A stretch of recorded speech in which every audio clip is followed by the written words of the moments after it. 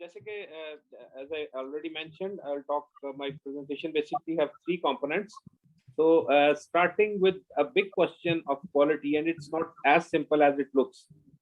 Quality basically is defined as conformance to requirements. Sir It slide is show पे कर दें, sir slide show पे कर दें, सलमान साहब स्लाइड शो पे कर दें. right. Okay. So, अभी आपको सही दिख रहा है सबको? Yes, sir. Right. So, we can see it clearly. Right. So quality is basically defined as conformance to requirements. As I mentioned, it's not that simple, and it doesn't mean that everything that goodness or elegance is quality. Basically, it is set of processes that conform to certain requirements. And let me just highlight an important thing, that even if we have achieved a 99% level of quality, that essentially means that we are accepting 1% error rate. And 1%, that 1% error rate, for instance, in France, every day means that there'll be 14 minutes without electricity and water. There will be 50,000 parcels that are lost by postal services. There are 22 newborns falling from midwife's hand, 3 bad landings, and a lot of contaminations of bacteria. Just this is a study which was shared by WHO, that if we accept that 1% error is quite I would say it affects the processes and the systems.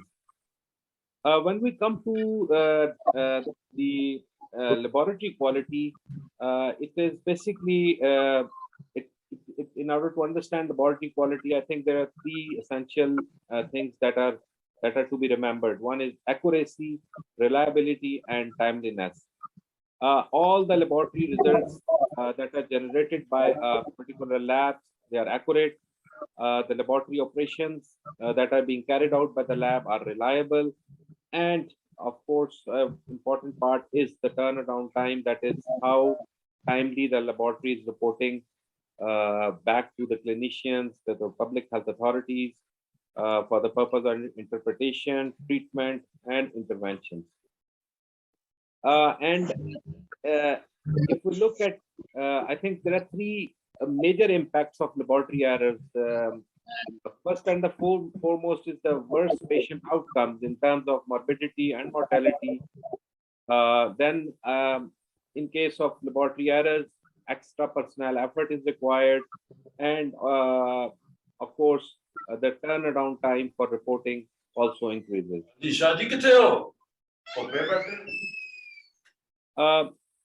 So, in order to achieve excellent performance in the laboratories, the WHO has developed a laboratory quality management toolkit that was developed in way back in 2010, and the focus of this toolkit was to identify a set of coordinated activities or areas that function as building blocks for quality management systems. And this emphasizes a systems approach towards quality management within the laboratory. And there are 12 quality essentials, starting from organization, personnel, equipment, purchasing and inventory, process control, laboratory information management system, documentation and records, occurrence management, assessments, and process improvement, customer service, facilities, and safety. Everything is linked. Everything is important, and these 12 pillars, 12 essentials, I think they are to be understood by all the laboratory personnel, whether they are working in microbiology discipline, pathology, or any other discipline, pathology, hematology, histopathology. I think these are the cross-cutting themes, cross-cutting areas, and we have to emphasize and look into and educate our laboratory workers in these areas. By definition, as I mentioned earlier, quality management system covers all aspects of laboratory operation, that need to be addressed to assure quality, and that actually is basically a quality management system.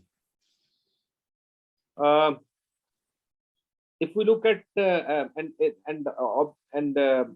a laboratorian with more than 20 years experience, we and many other laboratory colleagues which have joined today, they will agree that laboratory operations are not that simple as it looks. I think it's a complex set of operations that are going on within the laboratory. The pre-examination, then there are examination or analysis part, and then post examination part. In pre-examination, I think there are several areas that needs to be seen: personnel competencies and evaluations, patient client preparation, sample collection, and lot of information. Lot of effort is required in all these pre-examination areas, because they actually affect the quality of results. Sample transportation is very important area. There are and we have actually faced a lot of challenges during the COVID pandemic, in all these areas. And whatever I have mentioned, I think that truly reflects they are all the, the pillars, all the systems have been challenged by COVID pandemics. And I will as I move forward, you will realize how we manage things. Sample receipt and accessioning, very important part, and its labeling and documentation. I think these are very critical, and they are important to be addressed. Then is the examination part, and we'll talk about that in detail. Quality control testing, and then post examination record keeping, very important. Then information systems and reporting. I think these are the challenge, and everything which have been mentioned here, I think that has been tested with our experience of high throughput testing for COVID-19. So coming to quality control, I think just to give an overview of few important areas that are required for maintaining the quality for COVID-19 or SARS-CoV-2 PCR. We would definitely have to maintain the integrity of any sample that is coming for SARS-CoV-2, and by that we essentially mean that samples that are collected, they are appropriate samples. The timing of sample collection is very important. We make sure that sample transportation and processing and they're very important. We have to look within the laboratory. I think it's important to see how to control the contamination, and while performing the test, the use of positive and negative controls. And lastly, I think a very important part is external quality assurance, and by that we essentially mean proficiency testing for COVID-19 PCR. So before just going into some details of these analytical factors, I think it's important to mention here that once we started COVID-19 testing at NIH, it was on 1st February, and we received first batch of around 10,000 PCR tests from China. They were flown back to a special plane from, and NIH teams went there, and we brought in those kits, and we started optimize the assay here at NIH, and our first case was detected on February 26, 2020. And once we started testing, I think a very important issue was to roll out this testing, to roll out this COVID-19 PCR-based testing across Pakistan. And I think that was the early days of pandemic, and we immediately developed a package, a very concise package of training for the staff, of the private sector lab, provincial laboratories. We have a network of provincial public health labs. There are 4 provincial public health labs, one in each province, and our target was to train the laboratory scientists within those labs. And at the same time, we also provided support to the public sector lab for establishing COVID-19 PCR. And till that time, NIH has to take lead. We have to take care of all the samples, especially from the upper part of the country, to test all those samples for PCR, as we were able to optimize that. So coming back to the pre-analytical factor, I think all the 3 pre-analytical, analytical, or post-analytical factors are very critical for any laboratory test, and likewise for COVID PCR, and especially in a molecular biology setup. Whenever we are doing molecular diagnostics, we have to emphasize on strictly segregated areas. And then the most important part is the biosafety level. And initially, it was thought that COVID-19 or SARS-CoV-2 has to be dealt in a BSL-3, but later on, the global authorities such as WHO and CDC agreed, and European CDC, they agreed that it's a level 2 operation. So biosafety cabinets level 2 were recommended to be used for sample processing. Essentially, the design of the lab must be compliant to at least the 3 rooms. 3 segregated rooms, and we have to look at not only the facility design for regarding segregated areas, but also look at the sample quality checks. We are still receiving samples from district authorities that at times are leaky samples, and they contaminate the surfaces and the personal protective equipment of the users and the laboratory operators, which actually are one of the major cause of cross contamination. Ideally, such samples or such a lot is to be discarded.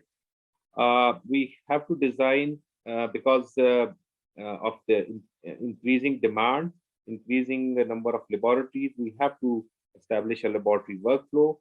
And laboratory workflow doesn't mean that we have to look at the flow of the sample. I think very important part is to look at the flow of personnel who are engaged within the laboratory, and flow of the waste as well. And then along with the waste, I think very important to see the flow of the reagents in a molecular diagnostic laboratory.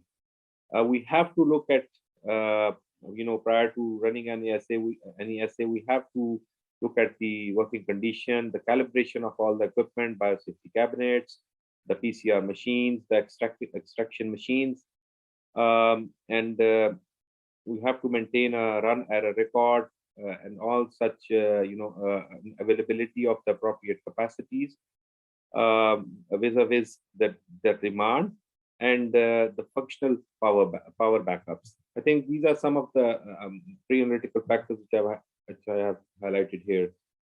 Very important part of pre-analytical factors is the sample management, and we have seen, and in Pakistan, what we have observed is a lot of oral swabs, or I would say throat swabs, were taken.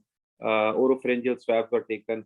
And vis-a-vis most of other countries, they have actually and recommended nasopharyngeal swab. Despite that, the yield was not that bad. But again, I think both the options and both the swabs have their importance, but preference shall be given to nasopharyngeal swab, although it's not easy to collect. It is at times irritable to the patient, and there is definitely more training required for taking a nasopharyngeal swab than taking an oropharyngeal swab. Timing of collection is very important. I think the chances of recovery of RNA from in the early days or prior to any appearance of symptoms, and during the acute phase of the disease, I think there are chances of detecting uh, SARS-CoV-2 RNA are higher as compared to the later course of disease. Use of VTM is very critical, and the proper labeling and tight packing. As I mentioned, there have been examples, there have been instances we have faced that the containers have been leaking and we have to destroy all those batches. In case of triple packing, in case of long distance shipment of samples, triple packaging is required. There have been trainings conducted prior to the epidemic on triple packaging to many laboratories, but I think a large scale rollout of the concept of standardized shipment has to be rolled out in the long term. We do understand that these RNA viruses, they are more susceptible to degradation, and proper temperature condition during storage and transportation are essential to minimize the risk of RNA degradation. And definitely there is need to train the staff within the collection center, within this sample receiving areas, and those archiving these samples and processing these samples. I think there is a need to instruct those staff in use of personal protective equipment, sample handling, and how much and the storage temperature, storage requirements, and how much time is required to keep those samples. I think there is a long list of analytical factors. I think we starting from staff competency, I think very important to roll out large scale testing at country level. I think there are a lot of need for a competent staff with adequate training to conduct PCR based testing. But it was managed, it has been managed because we have a small, as I mentioned, we developed earlier in the course of pandemic a package of training for public and private sector laboratories, and that actually worked well. And then there is a need for sustainable supplies of reagents, and then the working of the reagents, some storage of reagents from away from the samples, automation, partial automation, and manual testing. So manual testing is quite labor intensive, and has been we have seen that it was not being most of the laboratories, they are not using manual extractions. So, most of the laboratories within the country, they're using semi-automation, that is using extraction machines, and then using those extraction machines, they're able to extract the RNA, and then processing them in a thermal cycle. During the processes, there are recommendations to use aerosol barrier tips. There were issues with the availability of such tips, and this problem is still going on, especially during the early phase of pandemic. I think due to lockdowns, limited travel, limited transportation, I think most of the lab faced these issues. There is need for separate pipettes, racks, and PPE and waste containers within the three segregated areas. There is a strong need for adherence to SOPs, documentation of policies, plans, procedures, instructions and records, quality control procedures, and they all impact the quality of dirt. And I will talk about the assessment within the lab as well, and that includes a lot of negatives and positive controls, and then internal quality controls with certain batches. In fact, with every batch, and these are very important. And just a comment on post-analytical, I think we have to be very careful when producing a final value report, and obviously, and all these processing are going on in a very quick manner, because because the nature of the disease and because the concern of the public, because the pressure of the public, everybody wants their results to be dished out as quickly as possible. Uh, and, uh, and managing a large volume is a real was a real challenge for us. And that pressures obviously affect the interpretation and in fact interpretation of the laboratory data, which requires that the operators and interpreters are able to um, review the results generated by the instrument. They have understanding of the CT values and how to adjust them, and they are able to review the raw data before they finalize the results. It is very important that an experienced molecular biologist they look at the real-time PCR results and then transcribe those results to omit any errors. I've just highlighted few of the causes of false positives and false negative results, but important thing is that there has been since most of the people who undergo testing for COVID PCR, they had some people have nag of testing from another lab if they are detected positive or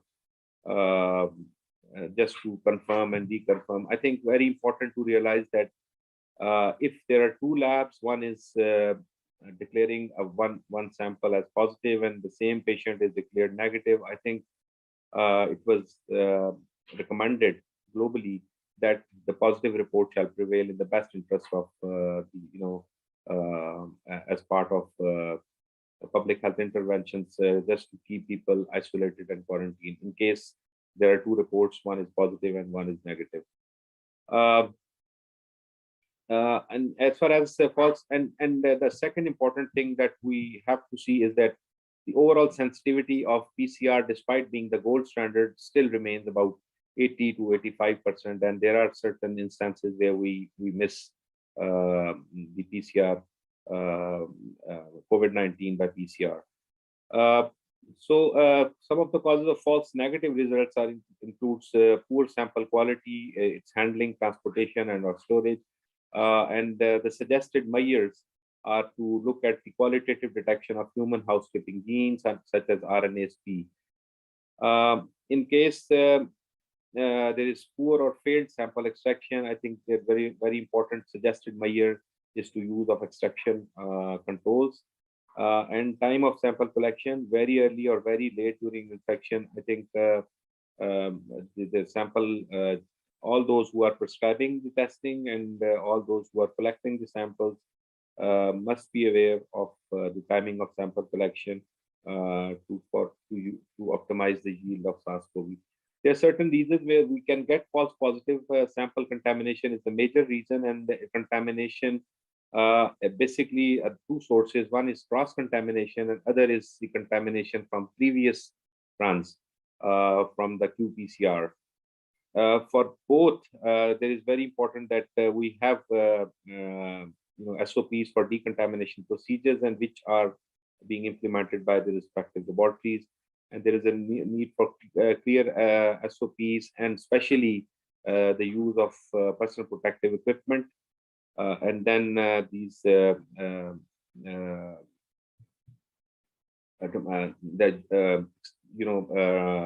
using all the consumables within those respective areas with limited movement, limited in fact restricted movement between the segregated areas. We have seen there are kits which have low specificity, and the reason obviously the within issues with the kit targets or its storage conditions, especially during transportation, or there are certain other factors. If I remember, we received a large batch from Sindh from one of the kits donated by China, and they were returned back. They were issued to Sindh Health Department, and in fact, they were returned back to NIH. And we optimized those kits and we were able to, use those kits after optimization. But there were certain issues with those kits. I've already mentioned about cross-contamination of samples. I think one of the important measure, again, is to use those dedicated areas or segregated areas to prepare PCR master mix and add positive and negative controls. As I mentioned, more than around 300 or 320 plus laboratories are operational in Pakistan, and the role of NIH was to guide laboratories in designing those laboratories, or how to customize the existing setups to undertake COVID-19 PCR. So it was very important part, and that actually the purpose of the designing and laboratory construction is to look at the to avoid the contamination. Hello. Then is unidirectional workflow. It has to be from pre-PCR to post-PCR. Pipetting techniques are very important, and changing PPE is very important, aseptic cleaning techniques, and inclusion of controls. All these factors helps in prevention of any contamination. I would just quickly go through the last part of my presentation, basically, and before summing up, is the external quality assurance program. I think this is one of the area where we have to be, we were asked by the NCOC at that time to establish external quality assurance program, just to look at the quality of testing being carried out across the country. We initially started our first run in 2020, and in August, September 2020, and up till December 2020, we have completed 4 cycles, and I'll share the details. But the purpose of our program basically is to look at the performance of laboratories. As we know, the external quality assessment is basically the comparison among different testing sites. It provides opportunity to identify systematic problems early, and provide objective evidence of testing quality, identify those areas that need improvement, and training needs subsequent to feedback. EQA has basically it has laboratory-oriented objectives as well as public health-oriented objectives. In as far as laboratory-oriented objectives are concerned, it enhances the laboratory credibility, and it generates confidence in laboratory results. And public health-oriented objectives include reduction in morbidity, mortality, and it obviously reduce economic losses. And the external quality assurance is very critical for improvement and measure of laboratory performance. So this was our I would say very important component of our COVID response testing. COVID-19 testing response was to develop a national external quality assurance program to objectively assess the laboratory performance through testing of unknown samples from outside source. And this outside source obviously was NIH in this particular case, to obtain unbiased evidence of quality, identify systematic problems, and indicate areas that need improvement. And the importance of this program was to give assurance to the user that the kits and the instrument that are being used are functioning properly, to check and verify that the users interpret the results correctly, and verifies that there are no major errors in the process control, and quickly recognize any problems within the instruments or the users at installation. So these are actually our four cycles, or I would say phases. In phase 1, we selected 10 laboratories because it was a pilot, and we have a network of influenza-like illness and severe acute respiratory illness surveillance sites in 5 provinces, and we identified those 5 laboratories, and then there are 5 for provincial public health labs. But most of the public sector laboratories were targeted in this pilot project. In the second phase, we extended and we included about 52 laboratories. And in phase 3, another 50 set of laboratories, mostly private sector laboratories, were covered. And in phase 4, we have around 42 laboratories, again mostly from the private sectors, were selected. And this is our this the whole was developed by NIH team, and we at NIH we were able to through intense contribution by our scientists and hard work, we were able to prepare panels, and these panels were prepared and tested and evaluated within the institute before we packed them up and shipped to the subnational laboratories or the private sector laboratories, where they were analyzed and they shared back the results, which were evaluated, and we generate external quality assurance performance report and give the feedback to the laboratories. Basically, our aim was to have non-infectious proficiency testing material with conforming with the allowable or detectable viral loads, and we added stabilizing reagents to maintain the RNA integrity, especially at the room temperature, and we normally ship a panel of 5 PT samples at ambient temperature, along with the reporting sheet and testing instructions. We give around 9 days once they receive the samples to share the results. And passing score in all our quality assurance program is 80%. This is I'm not going to detail, but actually we tested our panels at 3 temperatures: at the room temperatures, at the refrigeration temperature, that is 2 to 8 degrees, and at incubation at 36 degrees centigrade for 1 week, and we observe for any variation in cycle threshold limits.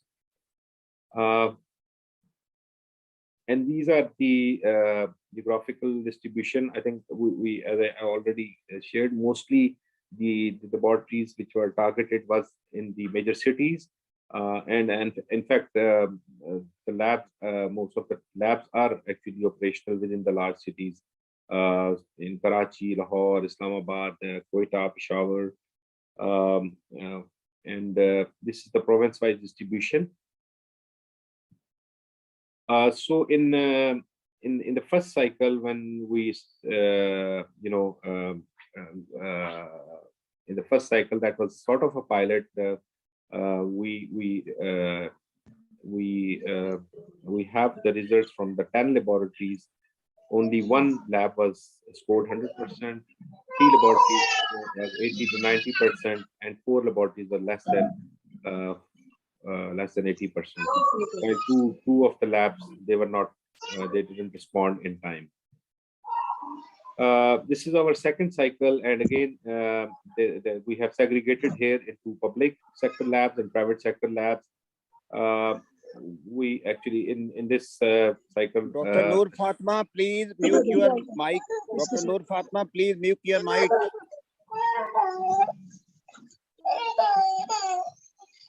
In number of labs from public sector in the second cycle was 43, and among these 43, 24 scored 100%, while 8 had a score of 80 to 90%, and the number of labs which scored less than 80 was 7, and there were 4 labs which were non-respondent. And in private sector, during our second cycle, 8 labs were included from the private sector, and all scored more than 100%. This is the third cycle, and In this, we have 7 public sector labs. 3 of them scored 100%, 2 of them 80 to 90%, and 2 of the labs they were less than 80%. And as far as private sector, because in this cycle we targeted private sector laboratories, and there were 38 labs, and 22 labs got 100% score, and 80 to 90, around 15 labs were able to get 80 to 90% score, and one of the lab was less than 80%. And this is the result. These are the results of the cycle 4, and we have 34 private sector labs and 8 public sector labs, and among these 22 of the labs they scored 100%, and 15 were 80 to 90, 18 to 80 to 90%, and one of the lab was less than 90. And these are, and among the 8 public sector labs, 7 scored 100% and 1 was 80 to 90%. With this particular experience with external quality assurance program, there are certain issues, and we came up with certain recommendations as well as we move forward with different cycles. There was, although the users or the kit manufacturers have provided cutoff limits for cycle thresholds, I think there was the lack of understanding among different laboratories how to optimize that reporting. Due to I think past implications, a lot of kits have been tried. That's why there was no uniformity. So we at NIH we used a threshold limit of 35 CT value to declare a case as a positive or a negative. But there are certain labs which are using 30 CT value of 32 as a positive or negative. I think this understanding and reporting of CT value was missing. But again, because of lack of standardization, I think it was not a good idea to have CT values reflected within the reports. There is a lack of understanding among the operators or interpreters of PCR to differentiate between two positives and negative signals. And multiplex kits again was multiplex kit means targeting more than one targets for PCR, and the interpretation was quite complex in such circumstances. We recommended that there is a need for on-site training, and we did a lot of on-site trainings, especially during the first and second cycle. Once there was issues with certain laboratories, and technical assistance to the laboratories which were scoring less than 80%, and both remotely and at on-site trainings were given. These laboratories were given all the SOPs and all the standardized algorithms to improve their laboratory performance. In conclusion, our external quality assurance program remained successful. I think Pakistan was one of the few countries within the AMRO region which have successfully conducted this quality assurance panel.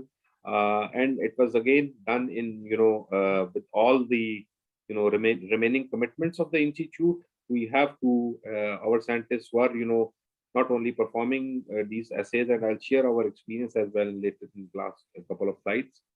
Our samples remained the proficiency testing samples or panels remained well stabilized.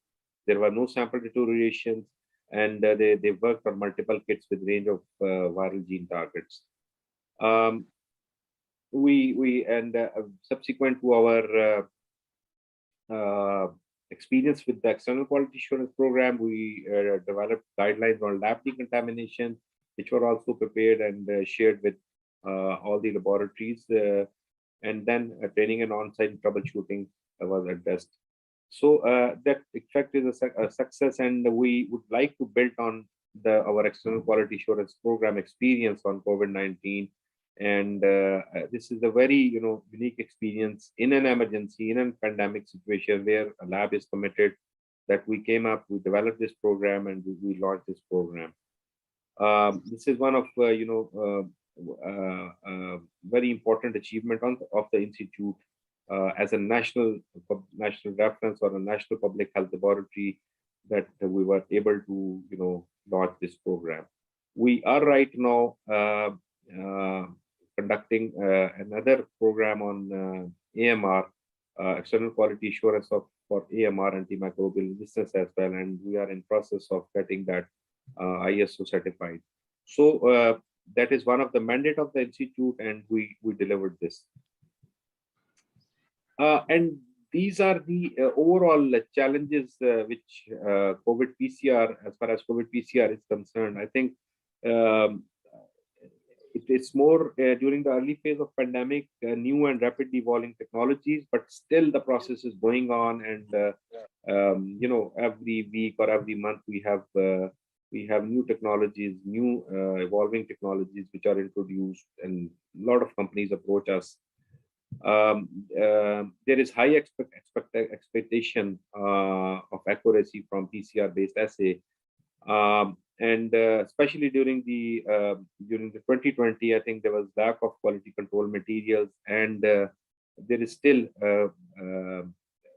emphasis is not given to quantitative testing, and as I mentioned earlier, multiplex or new genetic test targets are introduced and are rolled out as part of PCR assays.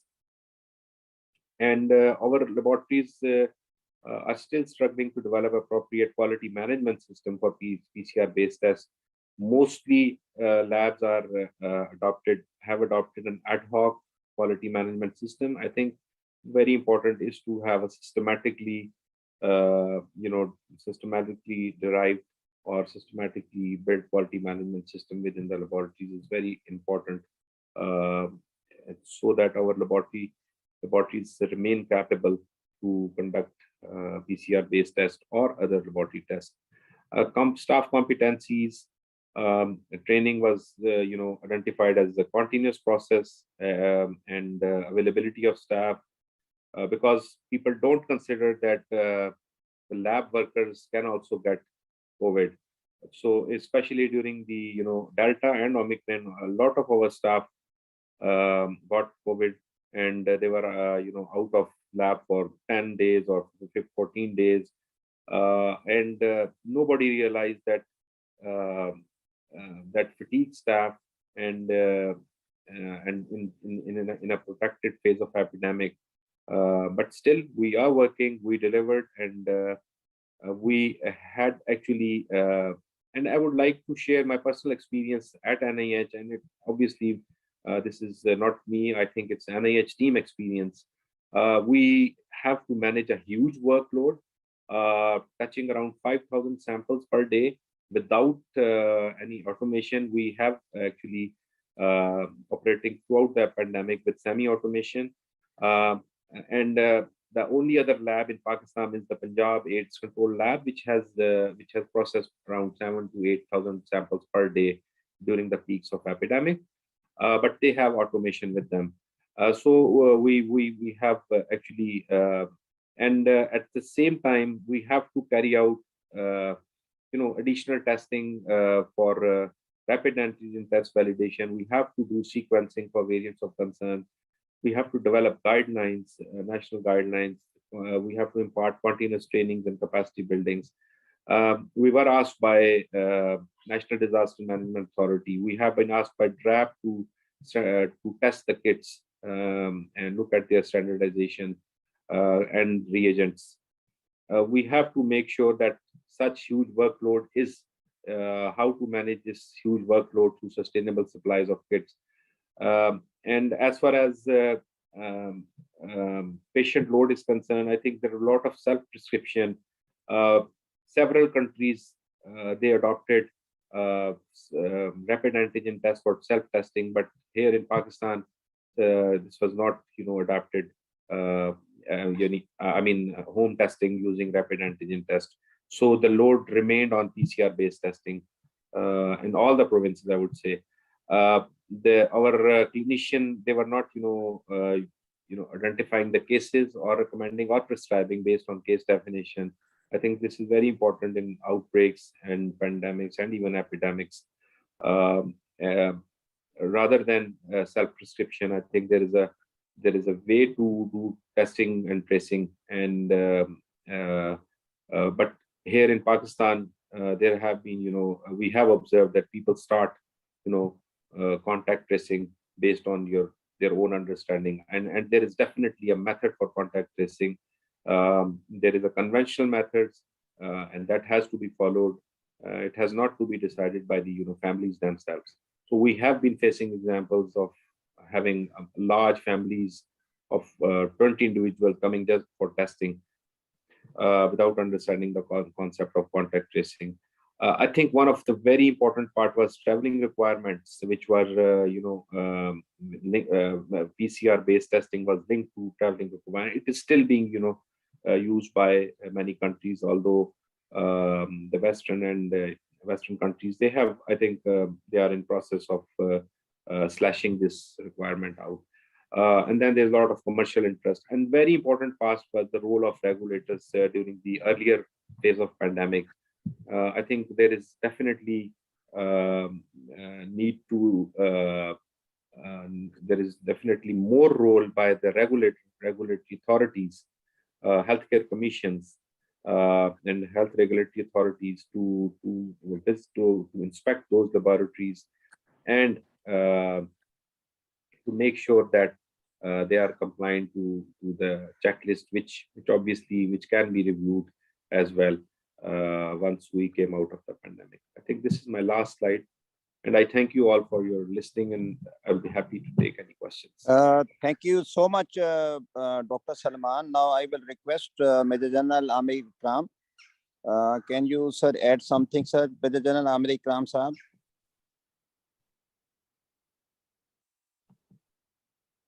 Yes, sir.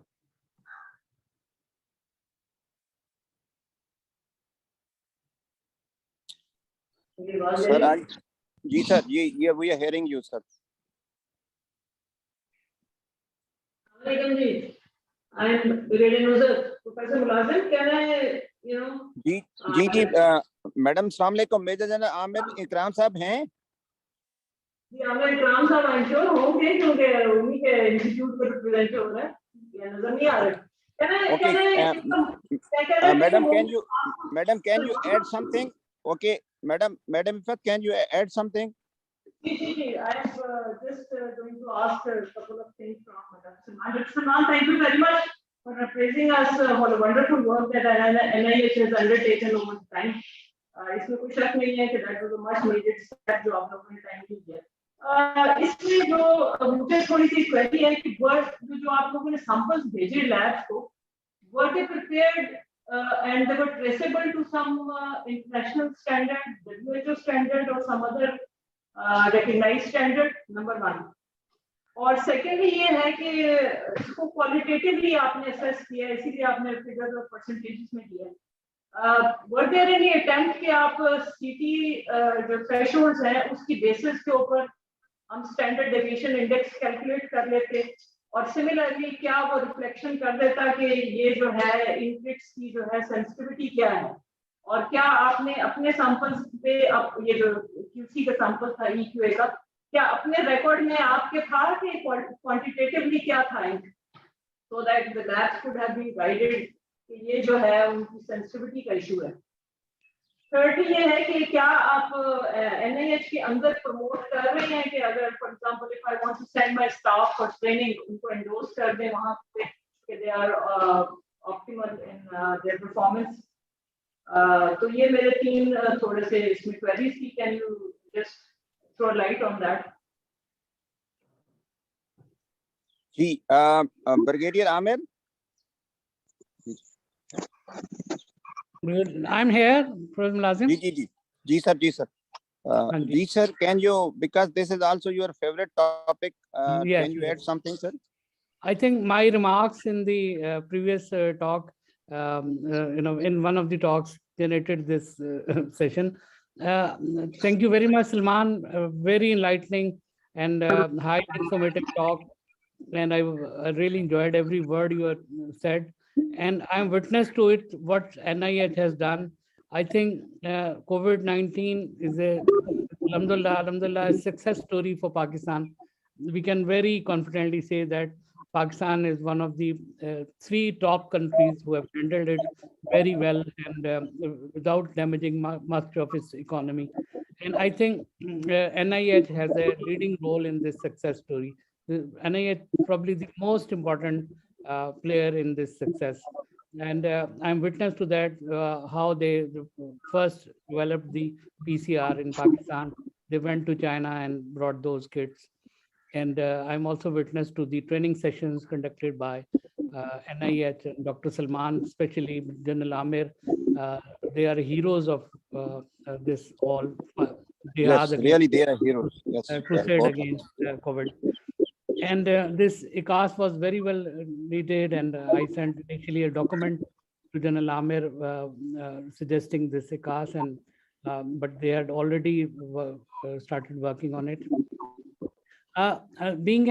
You very rightly said, Salman, that health regulators have to be very serious about monitoring these labs.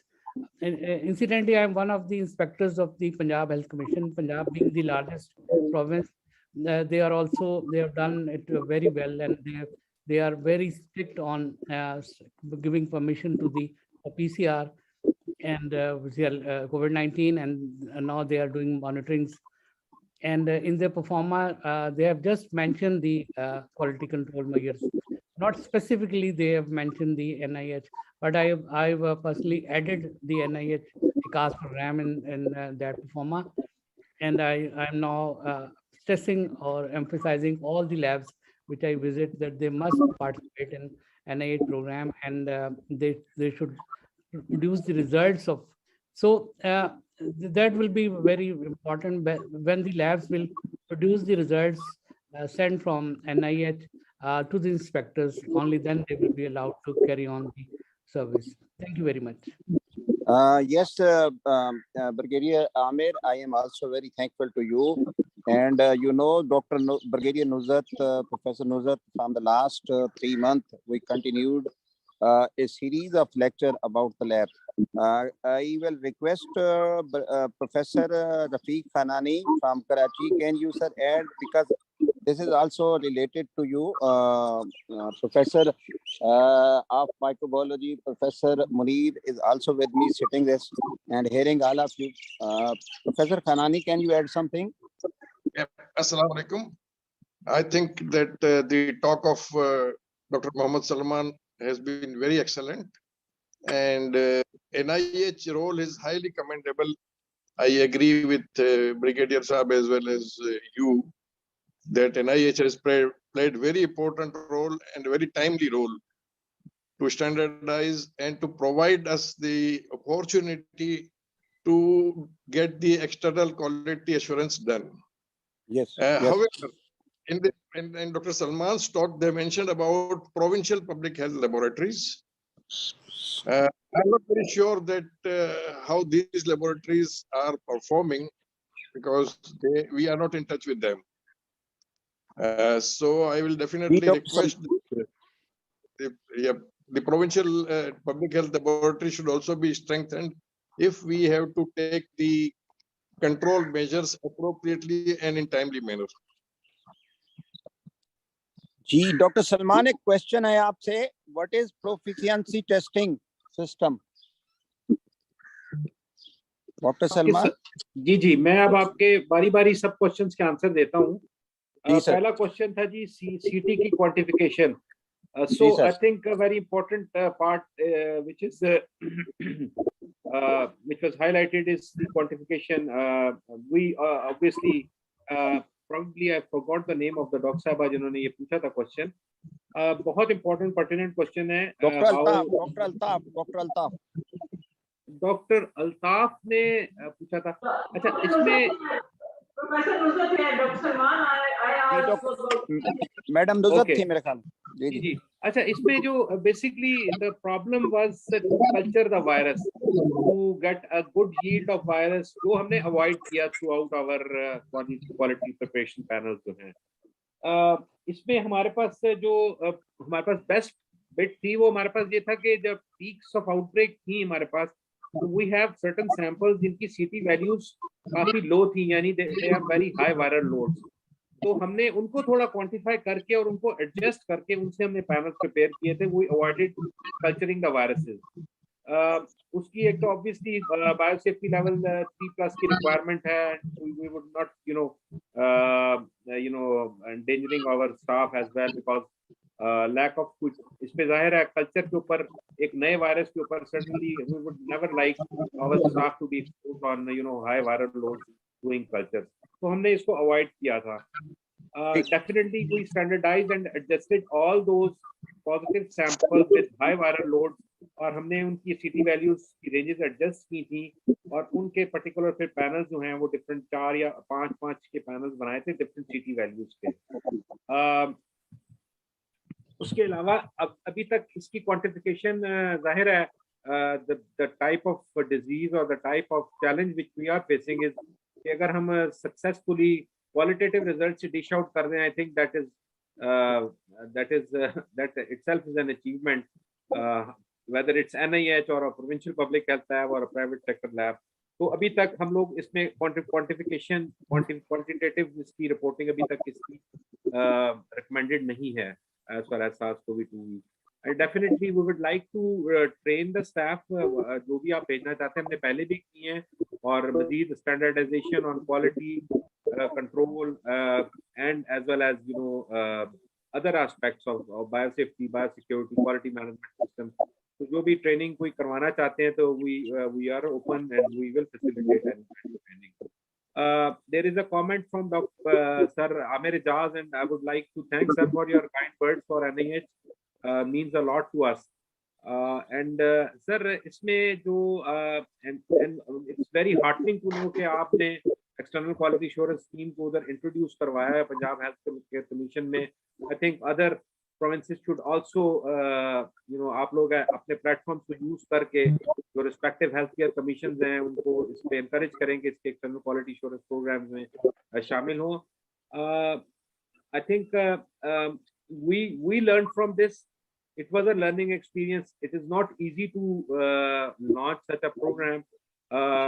मैंने जैसे कि अपनी talk में कहा कि हम AMR के ऊपर भी एक कर रहे हैं शुरू, और हमने वो आज से 5 साल पहले शुरू किया था, लेकिन जो अभी हमने उसमें जो उसको हमने जो रिसेंटली अभी उसमें मॉडिफिकेशन की हैं, तो जो लैब्स वो जिनके पास हमारे पैनल्स आएंगे दे विल रियलाइज कि हमारी अभी रिपोर्ट कितनी कॉम्प्रिहेंसिव होगी है। तो लाइकवाइज हम इस प्रोग्राम को और इम्प्रूव करना चाहते हैं। इसकी एक सर्टेन ISO सर्टिफिकेशन होती है एंड इसमें थोड़ी सी हमें फॉरेन टेक्निकल असिस्टेंस चाहिए होगी, मे बी फ्रॉम WHO या कोई London school of hygiene. I have requested actually London school कि हमें थोड़ा सा हेल्प करें इसमें। तो सर आपका बहुत शुक्रिया। बाकी सूबों से रिक्वेस्टेड है कि रिक्वेस्ट करते हैं कि वो भी अपने हेल्थ केयर कमीशन को उनका रोल जो है और उसमें पार्टिसिपेशन को एनकरेज करें। डॉक्टर सलमान, वो क्वेश्चन रह गया प्रोफिशिएंसी टेस्टिंग किनका? ये था ना कि do you have NIH has any proficiency testing system? जी, हम लोगों ने अल्हम्दुलिल्लाह हमारा तो ग्लोबल पार्टिसिपेशन थी, और ये हमने बहुत अर्ली कर लिया था। Like in early phase of pandemic हमने सबसे पहले अपने सैंपल शिप किए थे डेनमार्क और हांगकांग, वहां से हमारे क्लियर हुए थे, हमारे 100% रिजल्ट्स आए थे। और अभी भी हम लोग इनके जो SARS-CoV-2 के पैनल्स हैं इनमें, और हमारे जो इन्फ्लुएंजा के पैनल्स हैं हमारे माशाल्लाह अल्हम्दुलिल्लाह मोर देन 90% स्कोर्स हैं। NIH की जो अपनी हमारी जो पार्टिसिपेशन है in global lab. I think this is the question. जी सर, एक आपसे रिक्वेस्ट है कि professor Mulazim Hussain Bukhari, can I request you to arrange another lecture from Dr. Salman or Dr. Brigadier Ijaz on which type of accreditation is required for a diagnostic lab and why should it be CAP, JCI, PNAC ये doctor Altaf साहब ने कहा है, तो why not sir, we can request it. तो इसके अलावा if anybody, doctor Quddus, you have. Sir I am doctor Askar Javed ji from जी Ulsan। जी सर, आज तक क्वेश्चन। जी जी जी जी जी अच्छा सर, प्रोफेसर अस्कर जावेद। एक तो सर ये पूछना था कि ये जो कोविड एंटीजन टेस्टिंग एयरपोर्ट्स पर शुरू है और स्टिल इन इंस्टीट्यूशंस हम पीसीआर किट्स ऐसे लॉन्ग प्रोसीजर्स पर हैं, तो क्या ये इंस्टीट्यूशनल परमिशन मिल सकती है कि रैपिड एंटीजन टेस्ट जो है वो इंस्टीट्यूशन में भी शुरू कर दिया जाए? मेरे ख्याल में अस्कर जावेद ये शुरू हो चुका है, ये पता नहीं कि इजाजत NIH की है या नहीं है। जी doctor Salman, can you add something about it? RAD जी बिल्कुल, मैं बता सकता हूँ इस पे। इसमें जो NCOC ने ये जो एक तो ये ट्रैवल जो इनबाउंड पैसेंजर की खत्म कर दी है रैट टेस्टिंग, ये तो खत्म हो गई है। दूसरा ये कि इंस्टीट्यूशनल, चूंकि हमने अपनी दिसंबर 2020 में एंटीजन की गाइडलाइंस इशू कर दी थी, नेशनल गाइडलाइंस, और उसमें हमने इनकरेज किया था प्रोविंसेस को कि आप लोग इसको रोल आउट करें। Punjab somehow remained reluctant to allow, in fact not Punjab, या गवर्नमेंट ऑफ पंजाब या पंजाब हेल्थ डिपार्टमेंट में थोड़ा सा कोई इशू था। I don't know what was the reason behind, but they have not allowed rapid antigen in their contact tracing or testing. So I think Oscar साहब, आपका जो इशू है मेनली आप पंजाब हेल्थ डिपार्टमेंट से पूछ लें, नेशनल लेवल पे ये अलाउड है and you can use them, और इसकी गाइडलाइंस भी अवेलेबल हैं। इसमें मैं ऐड कर दूं कुछ सर?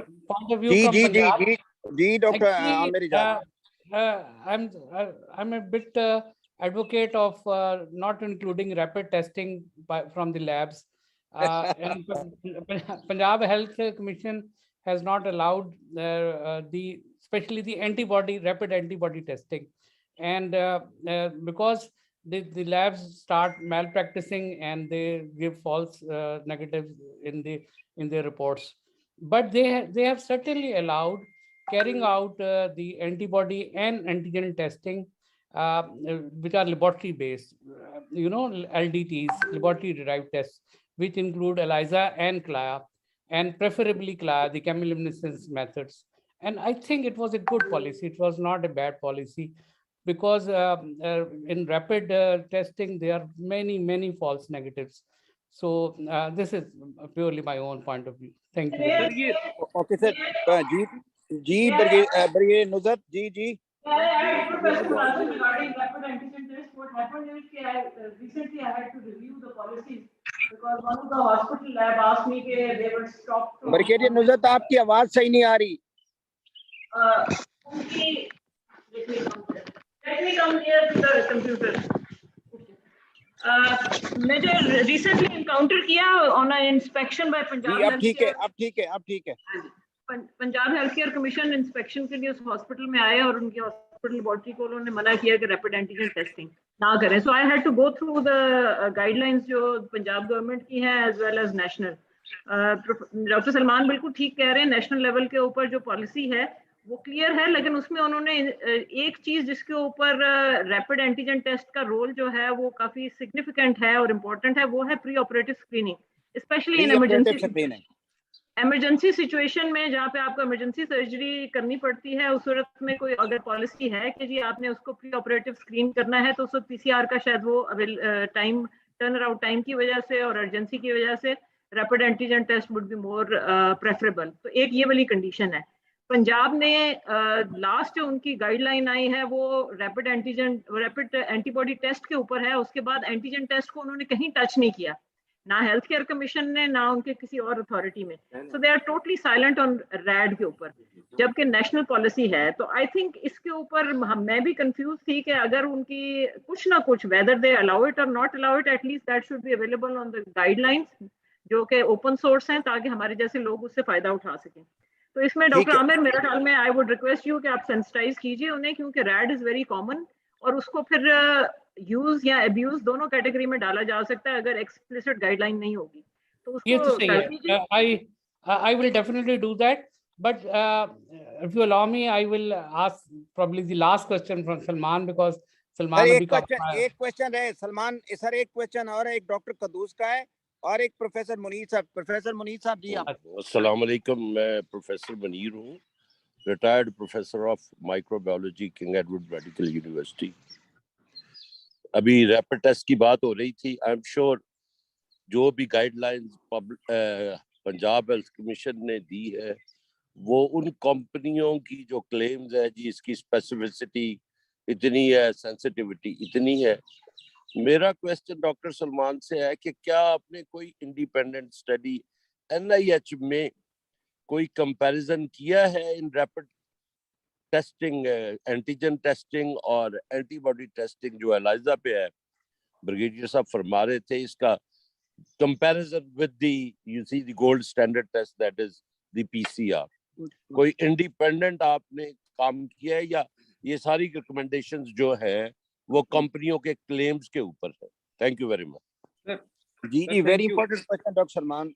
जी सर, ये हमने एक नहीं, हमने कम से कम at least I think we have compared 6 और 7 जो कंपनी है उनकी एंटीजन टेस्ट।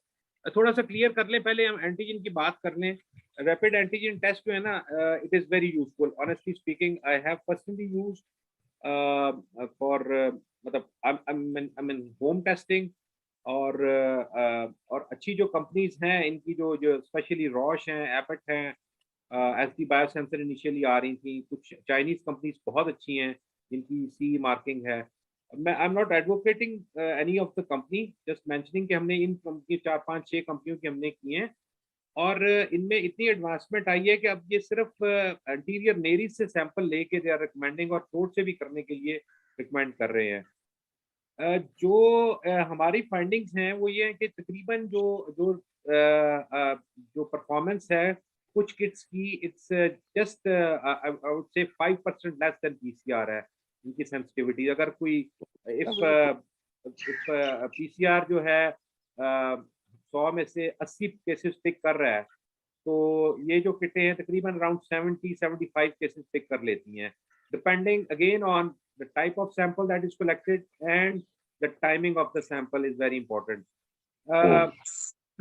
और हमने ये evaluate किए हैं, रियल टाइम में evaluate किए हैं और हमारे पास कईयों के रिजल्ट्स भी अवेलेबल है जो वो हम किसी प्लेटफॉर्म पे दे भी सकते हैं उसमें। तो मैं यहाँ पे सलमान छोटा सा कमेंट है सर, सॉरी आपको इंटरप्ट कर रहा हूँ। ये जब आप कह रहे हो कि इसकी सेंसिटिविटी 80% और आई एम श्योर इसकी स्पेसिफिसिटी जो कंपनियों के क्लेम है वो तो बहुत ज्यादा है, लेकिन आपने चूंकि इंडिपेंडेंट कर लिया, मुझे बहुत खुशी है कि आपने 4-5 स्टडीज की है। तो मेरे ख्याल में मास टेस्टिंग में हमें ये टेस्ट जो है चूंकि ये कम कीमत में है तो we should come up with you see some sort of recommendation which suits to our country rather than follow the international guidelines. Sir actually international guidelines भी यही कहती हैं मास टेस्टिंग जो ये यूरोप, अमेरिका, इंडिया, चाइना ये सारी rapid पे हुई हैं। जो 8-8, 10-10 लाख टेस्ट करते रहे ना दिन में, ये इनमें से जो 80% टेस्ट रैपिड एंटीजन पे हुए हुए हैं जो, और ये बहुत लार्ज स्केल पे रोल आउट हुए हैं वेस्टर्न कंट्रीज में। पाकिस्तान में मैंने जैसे कहा बहुत अंडर यूटिलाइज्ड है, स्वाय KPK के और थोड़े से लेवल पे इस्लामाबाद में। मेरा नहीं ख्याल कि ये पाकिस्तान में वाइड स्प्रेड यूज हुई है और दिस इज द रीजन कि हमारी टेस्टिंग थोड़ी सी लो रही है। ये आपकी बात बिल्कुल ठीक है और इसको हमने शुरू में जब ये एसटी बायोसेंसर की आई थी, हमने शुरू में इसको एवेलुएट किया था, it was not that bad a kit. और स्पेशली इन सर्कमस्टेंसेस में जब आप कॉन्टैक्ट ट्रेसिंग करने जाते हैं ना, तो बजाय इसके कि आप एक फैमिली के 10 मेंबर हैं और उन 10 मेंबर्स को आप PCR लें और उनका आए और वो तब तक उनको बंद करें, तो वो देयर एंड देन आप 15-20 मिनट्स पे डिसाइड करते हैं जी ये बंदा आइसोलेशन में जाएंगे, ये क्वारंटीन में जाएंगे। आइसोलेशन वाले बंदे पॉजिटिव होंगे, जाहिर है उनको आप 14 दिन के लिए बंद करेंगे, क्वारंटीन वालों को 7 दिन के लिए। जो रिक्वायरमेंट्स जैसे जैसे हुई, अब तो खैर ये सारी चीजें आहिस्ता आहिस्ता खत्म हो रही हैं। मतलब आइसोलेशन का पीरियड अब 5 डेज पे कर दिया विद ओमिक्रॉन। तो ये बड़ी इंपॉर्टेंट किट हैं और आई थिंक ये अंडर यूटिलाइज रही है हमारी कंट्री में और आप लोगों की तरफ से इनकरेज करना चाहिए ये कम्युनिटीज को। और इवन पब्लिक सेक्टर में मैंने तो बल्कि हमने NCOC लेवल पे भी कहा था कि प्राइवेट सेक्टर्स को और फार्मेसीज को ऑथराइज करेंगे ये डिस्पेंस करें और होम टेस्टिंग हो, लेकिन हमारे यहाँ सिर्फ इसमें ये प्रॉब्लम है, that is how to capture that data. वो हमारे लोग इतने पढ़े लिखे नहीं हैं। That is very difficult. That is very difficult how to collect the data and compare it. Yes, Dr. Salman, I give you one of the example of my own experience. My daughter was showing the sign and symptom of COVID, and I performed the rat test and it was negative. But I sent the sample to the lab, and after 12 hour, the 24 hour, the test was positive. So मेरा तो ये है कि there is some disparity, but as the Professor Munir, he is the Baba of Professor Microbiology, and he recommended, and we also. And last question, Dr. Kadus has raised the hand. Dr. Kadus, what you want to ask? Dr. Kadus, you can ask yourself. Dr. Kadus, you have raised the hand. You can ask the question. If there is no question, I would. मुझे एक बस last जी sir. नहीं, अगर professor मुलाजिम साहब की इजाजत के साथ I'll just give one comment. Salman, आपसे मेरी पुरानी सलाम दुआ है, आपको जानते हैं, आपका